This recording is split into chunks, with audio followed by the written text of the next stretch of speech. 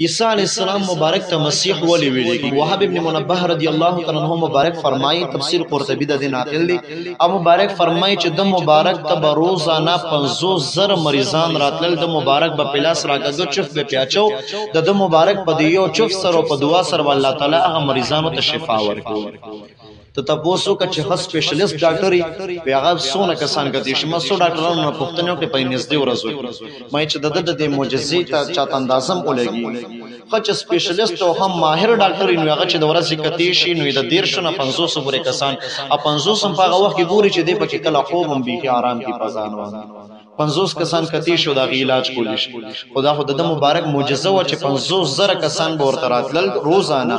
او لا تفسیر قرطبی دام لیکلی شي بعض خلک به داسې چغي براتګ نشو کول راتلې بنه شو عیسی علی السلام مبارک به الته ورته دعاګانې کول الله تعالی به د دعا باندې غي ته شفا ور نصیب کول نو ځکه ورته مسیح ویل کېږي یعنی خلک به مسکول او هغه باندې الله تبارک وتعالى د خلکو ته شفا ورکول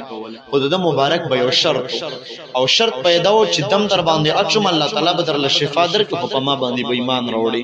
نو په لږ وخت کې ځکه عیسی علی السلام مبارک ډیر امتیان پیدا کړ چې شرط یې پکې دا لګولې چوک در جوق به داخل کې راتلل په زرګونو 500 کسان چې روزانه راځي نو چې سور زرو چلیږي دا وسوم خلک ته نه جوړي د مبارک به په دمونه چې الله تعالی به شفا ورکول هغه به مسلمان